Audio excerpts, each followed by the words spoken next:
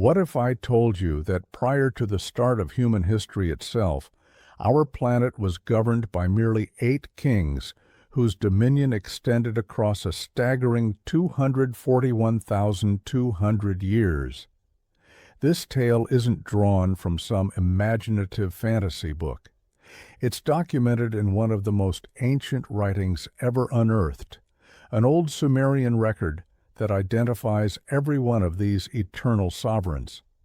We're discussing monarchs who occupied the seat of power for spans like 28,000 years and even 36,000 years.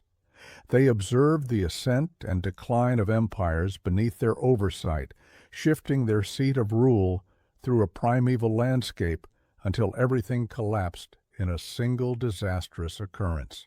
That monumental deluge. The narrative we all recognize might not mark the origin, but rather the conclusion of their era. All that you've been instructed about the emergence of human society is likely inaccurate. The orderly chronology from your school lessons, the one commencing roughly 6,000 years back, with the initial urban centers and the development of script in Mesopotamia, serves merely as the concluding segment of a far more ancient, peculiar, and vastly grander saga. The proof for this doesn't lurk in any concealed archive. It's resided in a museum for over 100 years, etched onto a modest plain chunk of fired clay. This relic, scarcely larger than a contemporary softcover volume, methodically upends our complete grasp of humankind's past. Known as the Weld-Blundell prism, it houses a record referred to as the Sumerian King List. It goes beyond merely implying that our timeline stretches further back than assumed. It declares in stark, unyielding, factual language that prior to a worldwide disastrous inundation, a mere 8 kings dominated over mankind for an astonishing total of 241,200 years. Should you relish delving into enigmas from the past, please tap that like button and subscribe. Share in the comments from where you're tuning in and the current hour there. And just as with every one of our videos, the accompanying imagery serves to provide background, though it's not essential for keeping track. Get ready. We're about to plunge right in. Let us roll back to 1922. Across the sun-baked expanses of what is now Iraq, a British team of archaeologists under the direction of Henry Wellcome Blundell was digging through the remnants of the venerable Sumerian metropolis of Larsa. Buried within the debris and grit, they uncovered it, a tetrahedral clay object inscribed entirely from summit to base in cuneiform, the distinctive wedge-like writing of the Sumerians. Upon its eventual deciphering, experts stood stunned.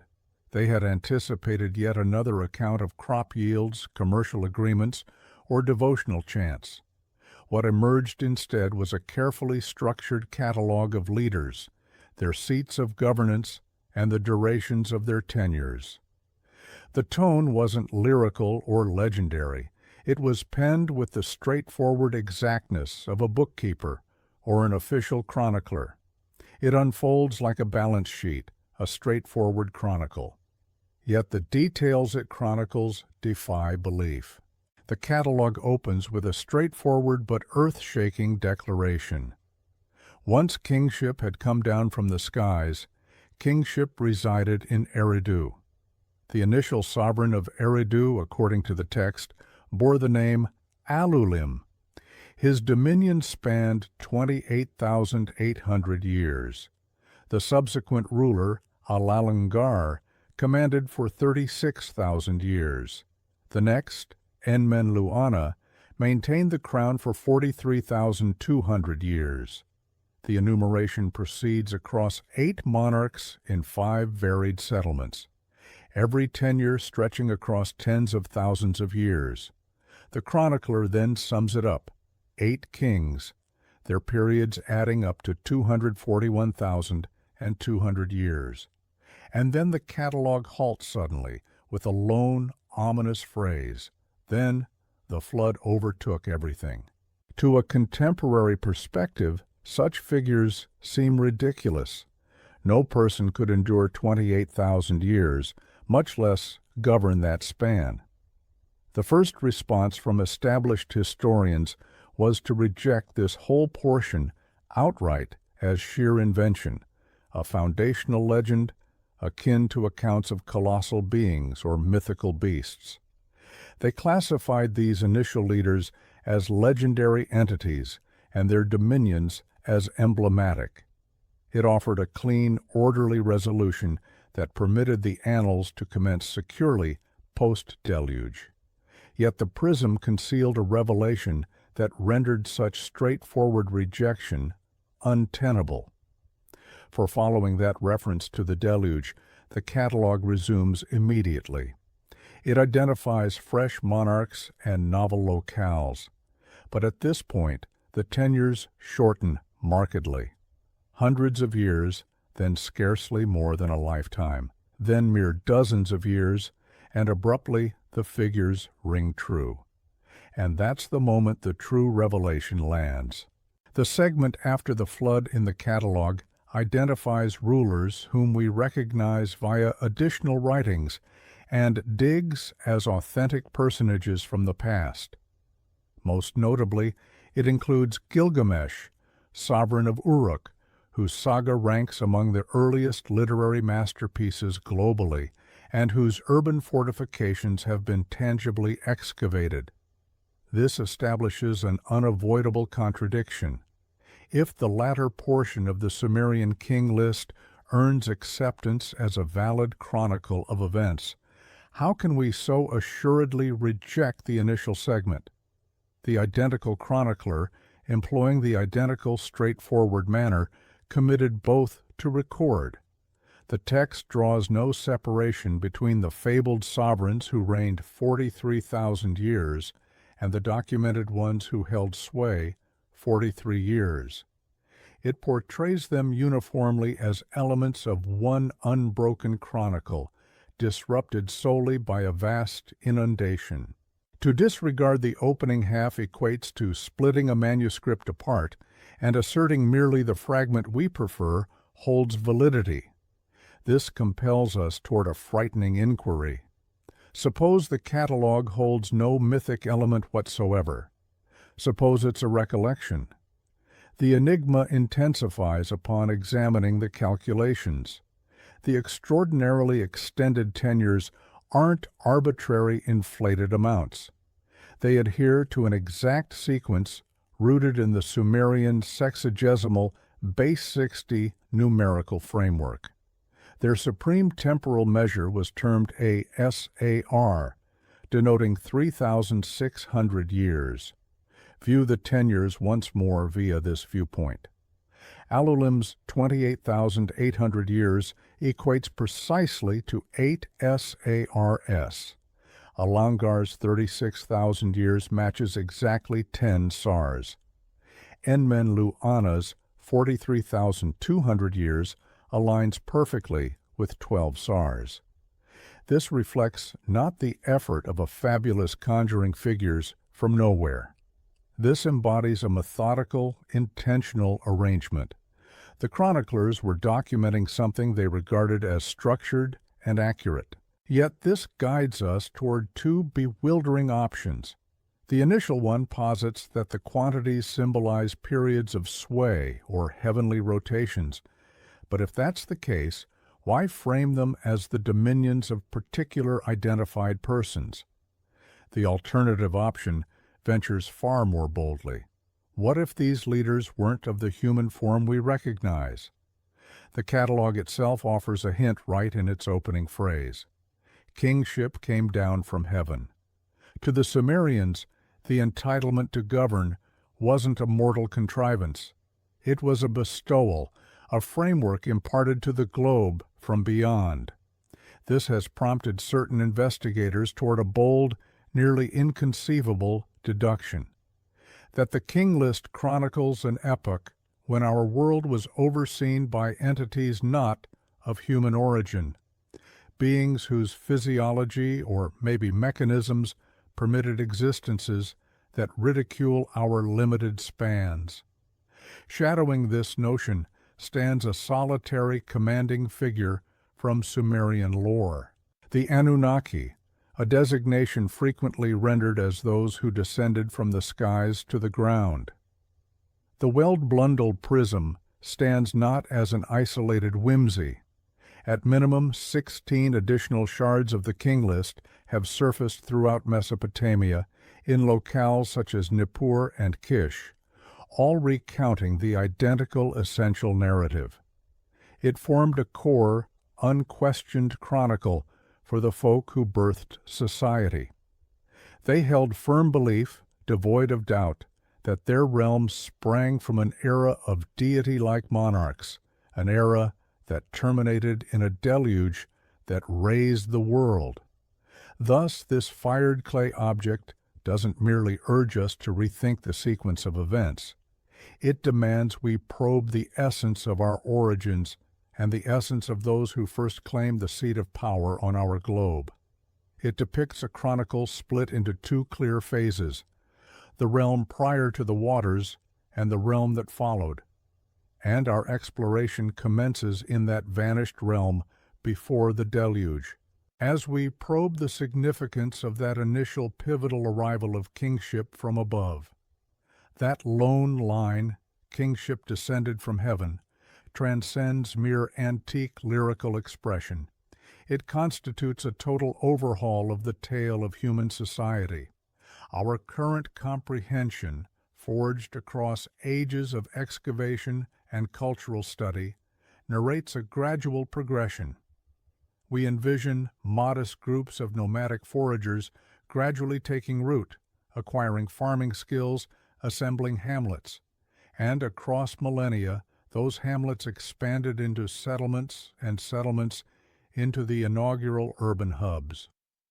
Within this framework, authority and monarchy emerged as an innate upward creation, an essential instrument devised by people to handle growing intricacies like water management, provisions hoarding, and protection. It represented a mortal remedy to mortal dilemmas. The Sumerian King List hurls this whole framework into oblivion. It advances a daring counterpoint, a downward genesis. It asserts that society didn't laboriously devise monarchy. Rather, the framework of monarchy preceded it, arriving intact as a bundle from an outer origin. Society then solidified around this prior framework. Ponder the ramifications of this. It implies that human communities didn't craft their own framework via experimentation and mishaps. A framework was implemented. This notion utterly transforms the function of the earliest leaders. They weren't simply the mightiest warriors or the shrewdest clerics who grasped control. They were designates, the initial executives of a stellar enterprise founded here. Their command derived not from the agreement of the populace or the force of their forces. It stemmed from a superior extraterrestrial authority. This captures the core of what we term divine entitlement today. The conviction that a sovereign answers to no terrestrial power, sourcing the entitlement to command straight from divine intent. We often view this as a subsequent development, a rationale for dominance wielded by medieval European monarchs. But the Sumerians inform us it existed from the outset. The premier sovereign who ever commanded did so owing to selection by the deities. The setting for this grand occurrence was a settlement named Eridu. To the Sumerians, Eridu transcended a mere urban center. It was the inaugural city, the original abode. Digs confirm Eridu as among the eldest habitations in Mesopotamia, its bases tracing to circa 5,400 BCE. But the discoveries there prove odd. The settlement materializes with an unexpected degree of refinement. Far beneath the dunes, excavators revealed the vestiges of a modest sanctuary. Across ages, this sanctuary underwent relentless reconstruction, time and again. Each successive edifice, grander and more ornate than its predecessor, erected squarely atop the prior's base. It's akin to the residents striving to sustain a holy bond to that precise earthly locale, a nexus between their domain and elsewhere. Sumerian lore explains the reason precisely. Eridu housed Enki, deity of insight, lore, sorcery, and genesis. Enki appeared frequently as an ally to mankind, the supreme inventor and artisan among the divine.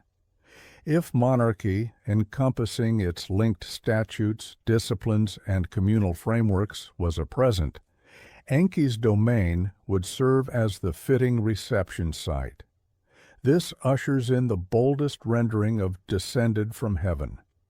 What if the Sumerians intended it verbatim? What if the Anunnaki, the deities they claimed arrived from above, were no fabled constructs, but tangible entities possessing superior mechanisms and a deep grasp of communal design? In such a setup, instituting monarchy was a purposeful meddling. Perhaps they observed nascent humans in disordered, dispersed clans and opted to enforce structure. They didn't merely instruct on erecting sanctuaries, they instructed on erecting a community. They supplied the schematics for statutes, for disciplines, for script, and for administration. The earliest monarchs thus acted as the regional overseers of this vast endeavor, potentially even blends, part Anunnaki, part mortal, ideal as bridges between makers and made. This notion, though audacious, delivers a strikingly tidy rationale for one of antiquity's grandest riddles, the Sumerian enigma. Society erupts abruptly in southern Mesopotamia. Intricate script, sophisticated numerics, encompassing the base 60 framework we employ still for duration and circumferences, remarkably precise stellar insight, and colossal edifices, all manifest in a strikingly brief interval with scant rudimentary forerunners. It's as though a lever was engaged. The orthodox notion of leisurely incremental growth falters in accounting for this abrupt surge. But a notion of outer meddling, of insight bestowed instead of acquired, accounts for it flawlessly. This notion of a celestial commission for leaders isn't exclusive to Sumer.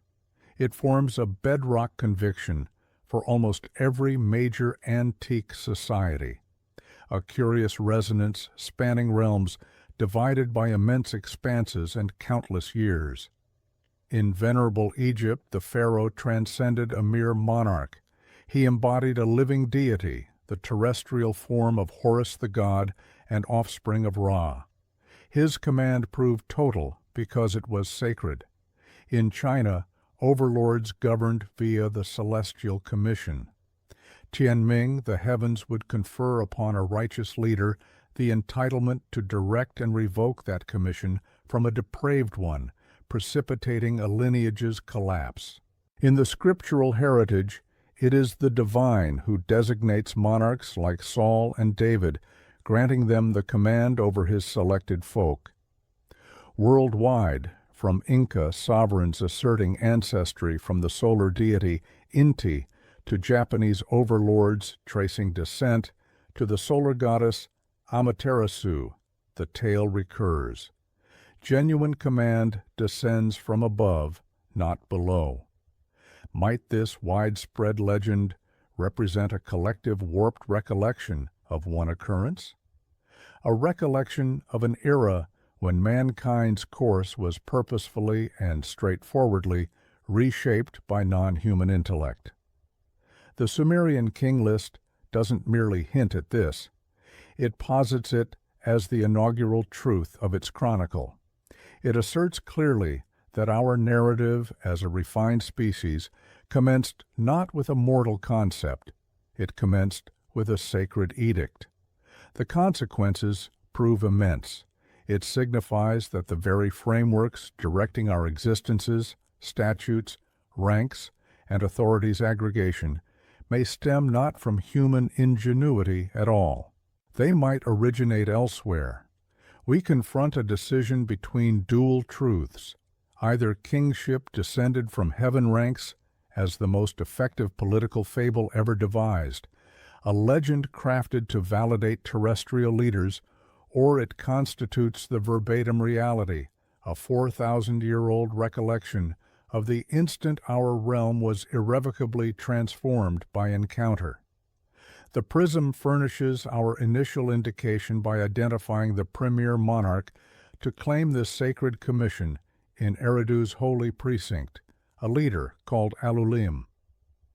Within Eridu's hallowed original settlement, the Sumerian catalog informs us that the heavenly endowment of monarchy was granted to its initial bearer, a sovereign named Alulim. Through this deed, society's chronometer initiates its rhythm. The catalog remains bluntly concise in its portrayal. It supplies no accounts of his enthronement, no grand verses on his conflicts, no odes lauding his sagacity. It conveys solely his identity, his locale, and a quantity that challenges every mortal norm. Alulim ascended as king. He governed for 28,800 years. This transcends a mere extended dominion. It's a temporal expanse so immense it encompasses every documented human chronicle thrice over. From pyramid construction to the James Webb Space Telescope's dispatch. To our present perceptions, this quantity stands as the definitive evidence that Alulim embodies legend. But to the Sumerians, the quantity affirmed his authenticity. As noted, 28,800 equates exactly to 8 sars, 8 revolutions of 3,600 years. It was an impeccable, heaven-aligned figure denoting a dominion attuned to cosmic rhythm. To grasp this even slightly, we must sever ties to our temporal sense. Envision a monarch who aged not as we endure, a leader who endured as a steadfast, relentless fixture, while scores, then centuries, then thousands of his people's lineages emerged, existed, and perished. For Eridu's dwellers, Alulim transcended manhood. He resembled a terrestrial landmark, as enduring as the waterway and as perpetual as the daylight. This utter constancy would have solidified monarchy as a sacred, immovable framework. How might any challenge a regimen whose head had overseen their society since eternity's dawn? His mere being validated that the monarchy he embodied arose not from here. Herein lies where the Anunnaki notion supplies a persuasive, if disquieting, structure. If Alulim served not as a mortal monarch, but as an Anunnaki overseer, or a bio-altered mortal Anunnaki blend with prolonged vitality, the 28,800-year dominion relocates from mythic infeasibility to a plain factual note from an alien vantage. Upon Alulim's vast dominion's closure, the King List indicates monarchy lingered in Eridu. The seat transferred to a follow-on leader, Alalungar, whose tenure proved even vaster, 36,000 years, a flawless 10 sars. The sequence persists. Alalungar, akin to Alulim, haunts the archives as a specter. No narratives of his actions persist, merely his title and his unattainable span. His dominion bolsters the motif of celestial rhythm and firmness. He endured not for reshaping the globe, but for upholding it. Across 36,000 years he anchored, the guide who steadied the herd. Collectively, these premier two monarchs, directed from Eridu across a merged 64,800 years. To contextualize, the ultimate major glacial epoch concluded merely about 11,700 years past. Per this record, Eridu functioned as a firm, unbroken administrative unit for a duration surpassing Homo sapiens' adoption of cultivation. This demands we re-examine Eridu. Was it solely a cluster of earthen dwellings, or something grander? As excavators delved further, they discovered the settlement's core shrine, reconstructed repeatedly, housed peculiar relics. In the profoundest, eldest strata, they unearthed immense heaps of fish remnants stacked as if proffered. This meshes seamlessly with Sumerian legend, which posits Eridu as Enki's residence, a deity often shown arising from the freshwater depths, the Abzu, and symbolized by a fish. The legends recount odd entities emerging from the waves to impart mankind's civilizing skills. One inscription depicts the Apkallu, 7 half-divine wise ones dispatched by Enki pre-deluge to bestow culture upon humanity. They appeared clad in fish-like forms. Might Alulim and Alalngar have been among these Apkallu, these enlightening guides from beyond? Let us indulge a speculative plot. Suppose Eridu exceeded the role of inaugural city. Suppose it marked the premier terrestrial station, a settlement post erected by the Anunnaki. Its site along the Persian Gulf's margin amid southern Mesopotamia's wetlands would prove optimal. It granted entry to fluids, materials, and a base for outreach. The unattainably extended dominions of its initial duo would then signify this off-planet venture's early firm phase, a span of immediate supervision prior to broadening. In this lens, Eridu embodied the primeval Eden, not a verdant plot, but a regulated zone, a city realm where humanity's vast trial commenced beneath its non-human maker's vigilant gaze. When the King List notes that post-Alalngar's dominion, Eridu fell vacant and its monarchy relocated to Bad Tabira, it denotes a pivotal narrative pivot. This wasn't urban downfall. It unfolds as a deliberate tactical shift. The central base relocated. Why? Bad Tabira's title offers insight. It renders as Wall of the Coppersmiths or Stronghold of the Smiths. The antediluvian endeavor's emphasis was poised to transform. It transitioned from Enki's aqueous domain and society's founding to a more mechanical, concrete pursuit. Philosophies and statutes' epoch waned, yielding to the Forge's epoch. Yet Eridu's and its spectral duo's heritage persisted. They set the model. They formed the inception and culmination of Chronicle's opening stage, a phase of inconceivable duration and firmness that established the base for all ensuing. They are identities sans tales, yet their quantities narrate independently, a narrative of scale beyond mortal grasp and authority unborn here. They were the cultivators who sowed monarchy's initial kernels into our world's earth. When monarchy shifted from Eridu's hallowed city, it transcended mere relocation. It marked a mission's evolution. The fresh seat, Bad Tabira, the Smith's bastion, heralds a pivot from serene societal inception to a fervent epoch of manufacture and metamorphosis. Herein the Anunnaki venture, if we venture such a label, accelerates fiercely. The premier monarch to command from this mechanical nexus was Enmenlu-Ana. Per the prism, his tenure endured 43,200 years. This figure proves remarkably exact and profoundly meaningful. It matches precisely 12 SARs. In Sumerian cosmic view and across numerous antique customs, 12 signifies fulfillment and heavenly rhythm. 12 lunar cycles yearly, 12 zodiacal abodes. His dominion embodied a flawless, integral revolution of stellar and terrestrial command. Yet Bad Tabira's command proved concrete. It shimmered in kiln fire's glow and echoed with mallet's clamor.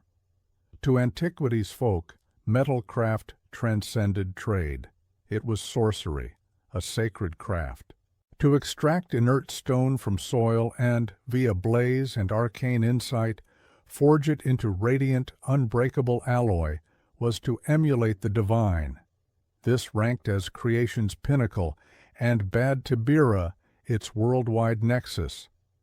Beneath Enmenluana, mankind endured not mere oversight, it learned to conquer the material realm. This aligns with eerie accuracy to Zecharia Sitchin's central claim. He contended the Anunnaki arrived on Earth for one chief purpose, to extract its noble alloys, notably gold, vital for mending their origin world's air envelope, Nibiru. In this frame, Bad Tabira transcended a mere seat. It was a colossal processing facility. Enmenluana served not as mortal monarch. He was the Anunnaki operations head, directing a world-spanning extraction and refinement across over 43,000 years. Post-Enmenluana's Grand 12 Sar Revolution's end, monarchy lingered in the Forge City, transferring to a leader termed Enmengal-Ana. His tenure appears as 28,800 years, or 8 Sars, identical to Alulim, the inaugural monarch. This echo proves purposeful. It indicates that following an intense mechanical expansion, renewal beckoned, a consolidation phase and adoption of novel technology, communal technology. While Enmenluana tamed substance, Enmengal-Ana's duty lay in taming community. His heritage links to Sumerian intellect's most captivating and arcane notion, the sacred M.E. The M.E. comprised divine mandates or cosmic statutes, often portrayed as tangible items, maybe slabs or infocrystals, containing designs for every facet of elevated society. There were M.E. for monarchy, for clergy, equity, script, harmony, textiles, numerics, even for intricate ideas like verity and guile. They formed society's sacred code. Sumerian legend states the M.E. belonged to Enki the Great, housed in Eridu. Enmengal-Ana's dominion hints at an interval where these core tenets disseminated and wove into society's weave from Bad Tabira's new seat. He guarded cosmic statutes, the monarch who balanced fresh mechanical might with sacred rhythm. From Anunnaki viewpoint, the M.E. might appear as a factual repository, a full directive array for erecting a functional, directed community passed to a selected steward to keep the mortal labor force structured and efficient. Post these two firm, enduring dominions focused on manufacture and rhythm, the narrative veers sharply, profoundly mortal. Bad Tabira's concluding monarch was Dumuzid, his tenure noted as 36,000 years, or 10 Sars. But unlike prior muted overseers, Dumuzid vaults from the prism into legend's core. He endures not solely as monarch, but as Dumuzid the herder. Crucially, he anchors one of Chronicle's most lasting and shaping tales, the dying and rising deity's legend. The fervent verses and dirges narrate a stellar sorrow. Dumuzid loved the formidable goddess Inanna, afterward Ishtar. When Inanna plunged to the netherworld and ensnared there, a proxy was required for her liberation. Infernal agents seized Dumuzid, and despite his evasion bids, he was seized and hauled to death's domain. His demise cast the globe into woe and barrenness. Inanna, racked by anguish, contrived his partial return to life annually. His yearly passing heralded the arid, sterile summer, his resurgence the vernal bounty and renewal. Dumuzid embodies the prototype. He forges the mold for Egypt's Osiris, Babylon's Tammuz, Greece's Adonis, Rome's Mithras. This motif of a sacred form who perishes and revives, whose destiny binds to worldly redemption and refresh, formed religion's bedrock across antiquity. Even Christianity's pivotal narrative of a sacred herder who yields himself and revives resounds with Dumuzi's tale voiced millennia prior. This poses an extraordinary conundrum. How did a pre-deluge catalogue's monarch, deemed to have commanded 36,000 years, evolve into such a viscerally intimate and stirring legend? Was he an authentic, unfathomably aged leader whose sorrowful end later legendized into a seasonal parable? Or was he eternally a fabled construct, agriculture's embodiment, later woven into the King List for historical veneer? The Sumerian chroniclers perceived no clash. To them he was both an ancient epoch's documented monarch and a deity whose fervor enacted yearly in firmament and furrow. With his dominions close, Bad Tabira's epoch, the fire city of forge, ardor, and fervor, drew to a close. The King List notes monarchy would relocate anew. This instance to an arcane settlement dubbed Larak, a locale unlike Eridu that eludes discovery. Post-Bad Tabira's blazing mechanical epoch, monarchy's handover denotes another cryptic turn in the antediluvian arc. The novel seat was Larak, a city persisting solely as prism script. Despite broad Iraqi surveys, Larak's remnants evade firm pinpointing. It is a phantom urbanity, a seat of an erased realm sans tangible mark. This sparks conjecture that Larak was wholly effaced by deluge, or its title masked a site's true role, perhaps a directive hub, scholarly outpost, or adjudication locale. Larak's lone monarch was Ensipad-Zid Ana. His tenure registers 28,800 years. Yet another flawless 8 Sars, echoing Alulim I and Enmengal Ana, the statute keeper. This exact figure implies his dominion embodied equilibrium, rhythm, and stellar firmness, a reversion to core tenets post-Dumuzid's vivid emotive phase. Though the King List mutes his acts, subsequent Sumerian writings tie Larak to Ninurta the god, a mighty martial divine also governing tillage and remedy. He enforced divinely, bearer of ruinous surges and vital watering. This polarity hints Larak's aim and Ensipad-Zid Ana's vast tenure concerned upholding planetary equilibrium's fragility. He might have been statute and rhythm's monarch, not merely communal, but natural. In Anunnaki schema, this could denote planetary stewardship. Post-Bad Tabira's exhaustive extraction and mechanical zeal, perhaps prolonged ecological poise and oversight, proved needful. Ensipad-Zid Ana's dominion from his veiled seat might have embodied a sacred ecological steward directing weather, currents, and sustenance that upheld mankind across nearly 30,000 years. His elusiveness and city's concealed essence would suit such a vital, unobtrusive duty. Upon his dominion's end, monarchy advanced to its 4th seat, Sippar city. Sippar stands as another tangible urbanity whose vestiges unearthed and probed. It gained renown in antiquity as a prime hub venerating solar deity Utu, later Shamash, in Babylonian. Utu governed not solely the sun, but equity and foresight supreme. He beheld all earthly deeds by daylight, rendering him judge unbound. Sippar's monarch, Enmendur-Ana, ranks among the catalogue's most captivating forms. He commanded 21,000 years, a span shy of 6 Sars.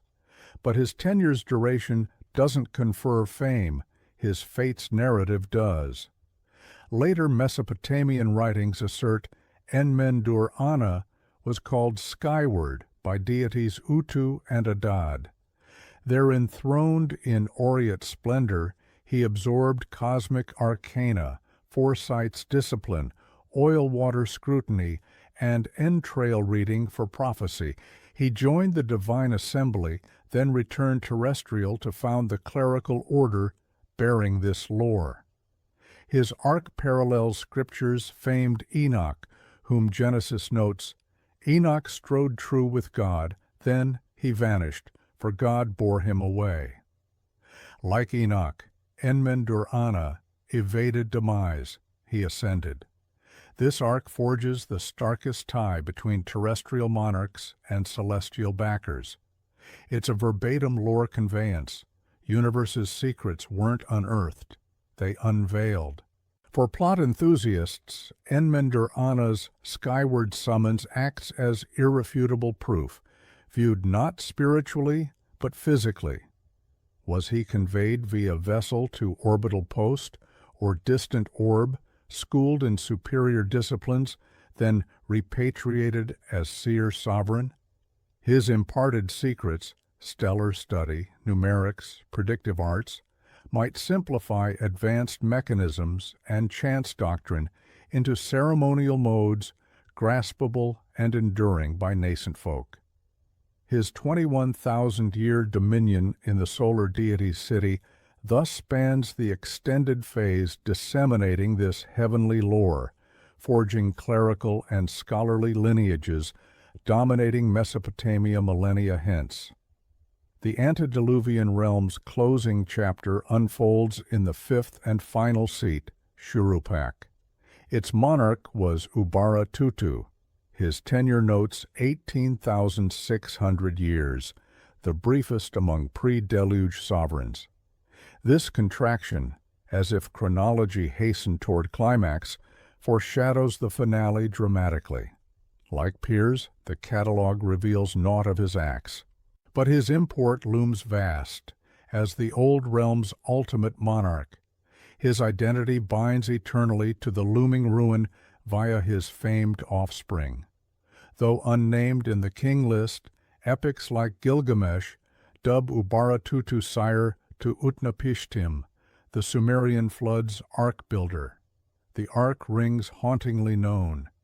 Deities spearheaded by wrathful Enlil resolve mankind's erasure via vast deluge, yet sagacious Enki, tied to humanity's forging, covertly alerts Utnapishtim. He bids dismantle home and craft a colossal vessel, cubic ark, laden with kin and life's essences. Ubarra-Tutu's dominion thus marked the tempest's prelude. He oversaw society's waning years, spanning nearly 250,000, oblivious to its lone span. His heir would thread continuity, the bearer ferrying the antediluvian realm's heritage through aqueous void into the reborn world ascending from cinders. With Ubarra-Tutu's dominion's close, the catalogue of unattainably enduring monarchs ends. Earth's divine epoch concluded. The firmament impended. Then the flood swept over. Through that lone, ruinously plain phrase, the Sumerian King List seals an existence's full cycle. Post 241,200 years meticulous notation, the chronicler employs 4 terms to depict the worldly reboot. No lyrical surge of tides, no doctrinal rationale for divine ire. It conveys as stark, firm truth, a temporal divide. One flank, sovereigns of deity-like spans. The other, submerged realm, and humanity's nascent, reduced dawn. This occurrence, the vast deluge, transcends Sumerian yarn. It arguably marks mankind's most enduring worldwide legend. It recurs with eerily akin particulars across global hundreds of folksand's conceivable ties. In Mesopotamia, Gilgamesh's epic recounts Utnapishtim's harrowing torrent, a gale so fierce even deities quailed. biblical Noah receives divine charge to erect ark against water's cresting peaks. Archaic Greece's Deucalion and Pyrrha weather, Zeus's surge afloat a timber coffer. India's Manu Vivsvata heeds Vishnu as fish's flood alert, erecting grand vessel for salvation. Echoes span Mexico's Aztecs to Australia's indigenous, Scandinavia's Norse to America's native lore. All narrate watery world's engulfment and select survivors repeopling soil. Long chroniclers waved this as mere inundation fable, a shared yarn for fluvial dwellers dreading river's wrath. Yet the legend's planetary sweep hints deeper. Might this embody a collective kin memory of authentic world-shifting ruin? Geology yields a jarring affirmative. Circa 12,800 years past, last glacials close birthed the younger Dryas. The globe, easing from chill, plunged abruptly near icy anew. This climatic jolt's origin fuels fierce debate, but a prime hypothesis cites comet strikes on North America's glacial shield. Impacts blaze would vaporize vast ice instantly while upending the shield, unleashing meltwater surge oceanic. Outcome: swift global sea ascent, colossal waves, literal erasure of any coastal society. This younger Dryas impact notion furnishes a chillingly credible base for worldwide deluge legend. Antiquity yields another fragment. Southern Iraq's Shuruppak excavations, the ultimate antediluvian seat, revealed a dense, even silt stratum nearing 10 feet in spots, circa 2,900 BCE. This inundation tier severs cities' prior layers from subsequent. The urbanity endured clear fluvial ruin, halting its arc. Though regional, not planetary, its echo may have fused with younger Dryas's elder, profounder recall to forge today's epic deluge yarn. Yet the Sumerian King List views the deluge beyond mere calamity. It marks reality's core pivot. Pre-deluge, monarchs proved near immortal. Post-deluge, they turned mortal. Prism noted spans shrink sharply from myriad years to scant centuries, then to days known durations. It's as if deluge scoured not solely urbanities, but a distinct vitality's biological or ethereal form. Scripture mirrors this notion verbatim. Pre-deluge, elders like Methuselah spanned near millennia. Post-deluge, divine curtails mortal span explicitly, Genesis 6:3. My essence shall not abide mortals eternally for fleshly. Their spans, 120 years. Both heritages note deliberate sacred curtailment in deluge's wake. From Anunnaki lens, deluge gains darker, willful hue. Was it nature's mishap they permitted, or instrument orchestrated purge? Certain plotters posit Anunnaki ignited the doom, perhaps via superior means destabilizing Antarctic glaze to cleanse anew. Herein, humanity grew wayward, or blend trial yielded flaws. Deluge as reboot, eradicating bulk populace for manageable remnant restart. Enki's covert Utapishtim alert becomes defiance, empathetic artisan shielding his forge from callous peers. This rendering casts deluge not divine deed, but industrial purge. Survivors like Utnapishtim weren't fortuitous, selected, chosen stock to reconstruct, perhaps with embedded curbs like briefer spans to bar future defiance. Irrespective of origin, deluge acts history's grand salve. It divides legend from confirmed annals, deities from mortals, impossible vitality from our ephemeral coil. It scars our shared mind, recalling when known world wholly, totally vanished. When waters ebbed, the realm renewed, yet lessened.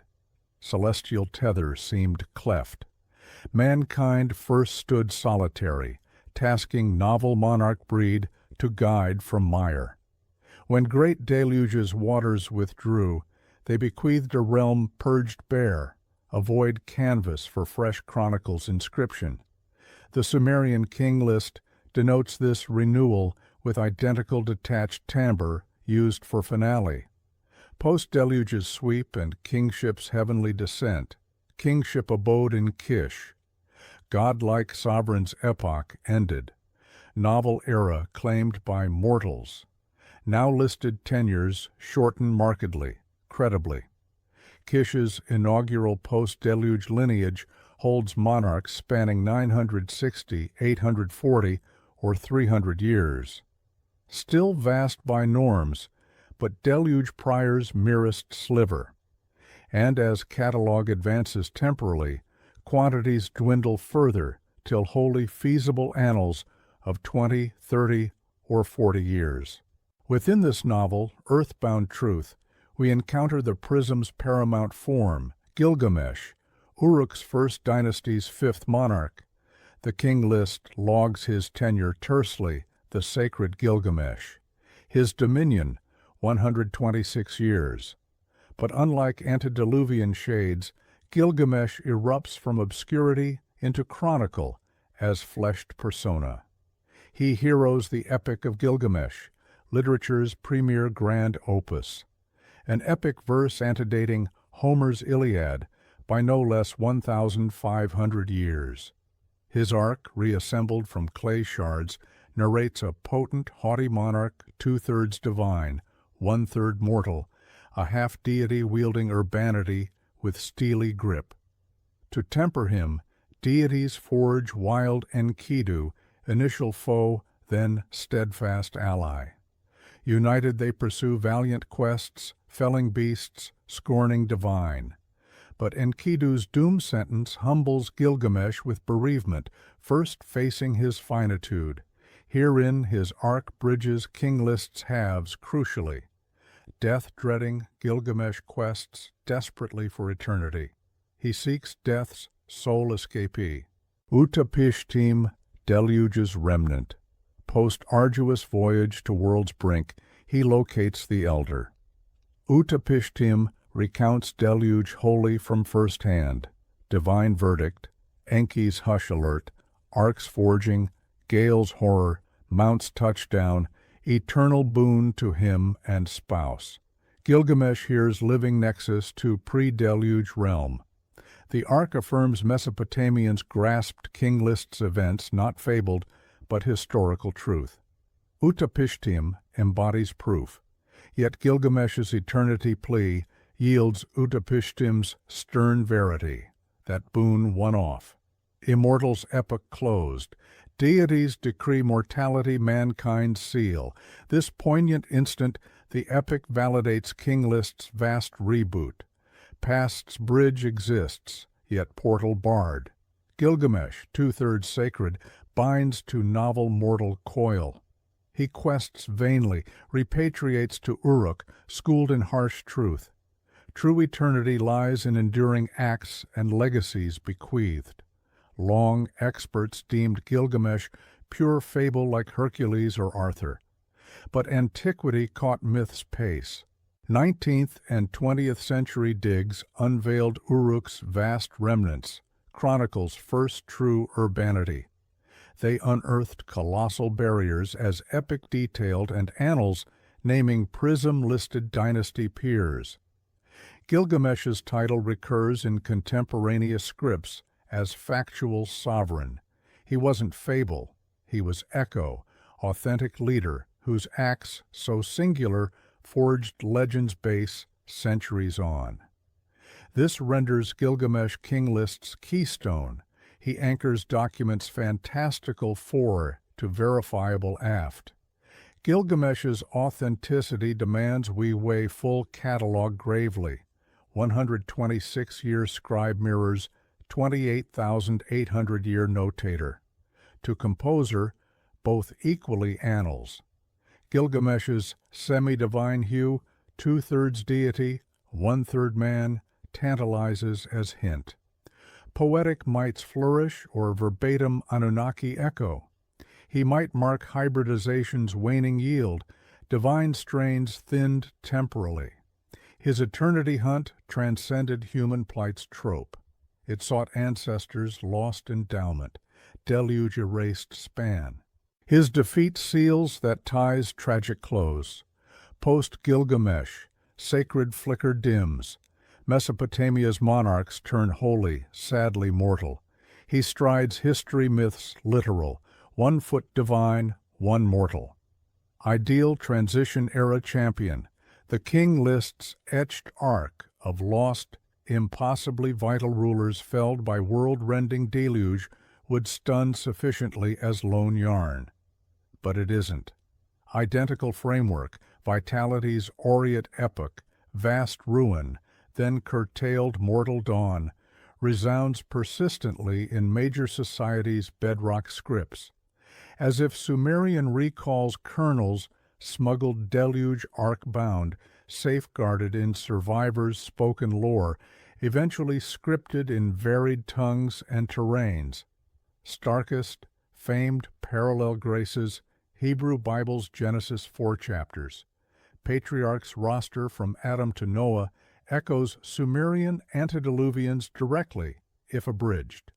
Adam spanned 930 years, son Seth, 912, grandson Enosh, 905, 10 generations crest in longevity's icon, Methuselah at 969.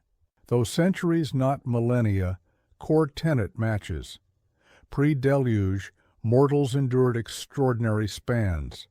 Bible's Enoch strides with divine, heaven-born sans death, mirroring Sippar's Enmen-Dur-Ana's ascent. Then, as Sumerian, deluge divides. Post-ark Noah, spans wane steadily. Post-deluge elders like Abraham, 175, Moses, 120. By David's reign, psalmist pegs mortal span at 70 or 80. Ark mirrors. King List precisely. Vitality's vanished aureate, aqueous doom, lessened renewal. Centuries, experts ascribe this to Hebrew exiles in 6th century BCE Babylon, cribbing Mesopotamian yarns.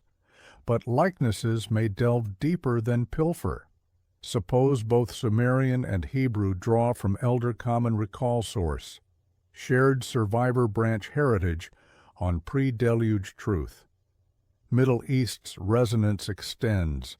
Antiquity's Egypt saw 3rd century BCE historian Manetho compile dynastic annals. Like King List, it opens primordial lost. He rosters divine forms, deities, and half-deities, ruling Egypt millennia pre-mortal unifier Menes.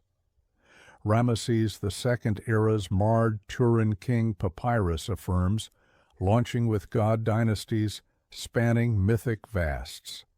Pattern recurs, credence in historical divine semi-divine epoch exceeding mortal spans, preceding annals dynasties. Motif iterates globally with dulling sameness. Antiquity's India, Hindu cosmic 4-yuga cycle. Foremost flawless Satya Yuga, aureate where mortals towered, potent, spanning 100,000 years.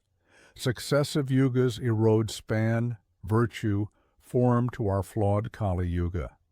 China's archaic lore, sage monarchs and celestial overlords at time's dawn, bestowing society's boons, enduring centuries.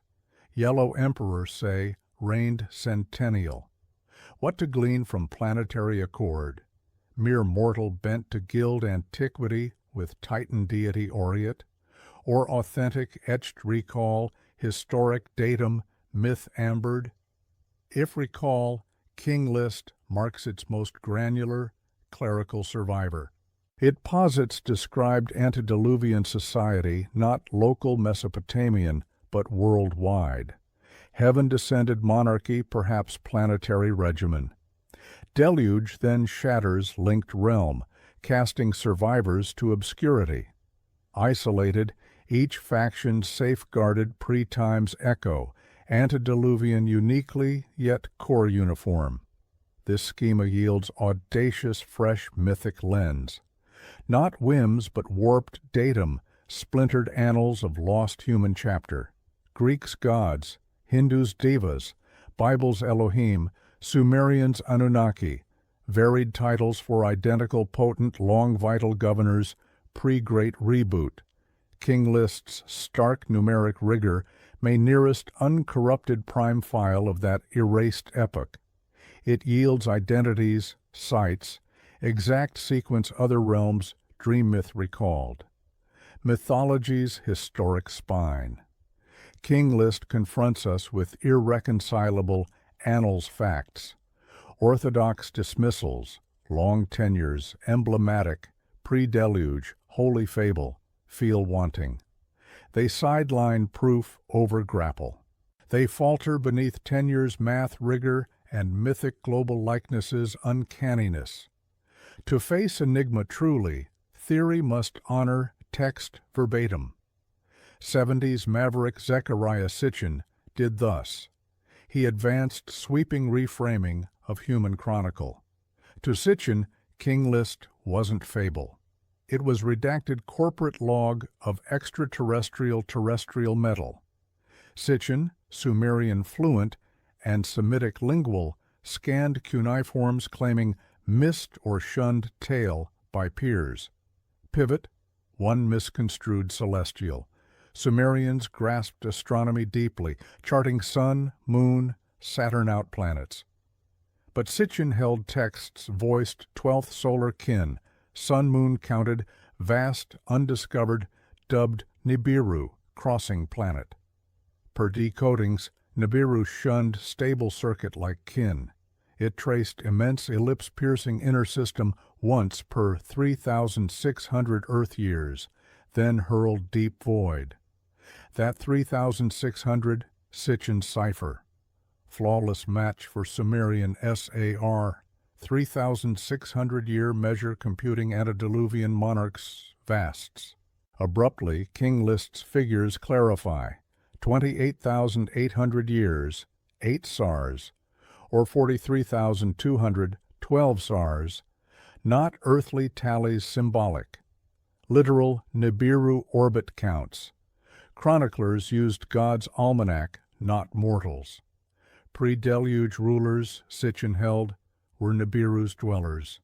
Anunnaki, verbatim, heaven-to-earth descenders. But purpose? Not probe or seize, but endure. Nibiru's air faltered. Savants deemed gold particle stratosphere suspension planetary shield, civilization saver. Yet Nibiru gold scarce, one orbital kin, gold rich, Earth. Thus circa 450,000 years back, Sitchin claimed, Anunnaki dispatched settlement fleet terrestrial, arrived not divine, but extractors, founded initial base Mesopotamian trough, Eridu named Righteous One's home, commencing gold's grueling haul. This clarifies King List's Eridu to Bad Tabira shift, metalworkers' fort, leads Sitchin's boldest,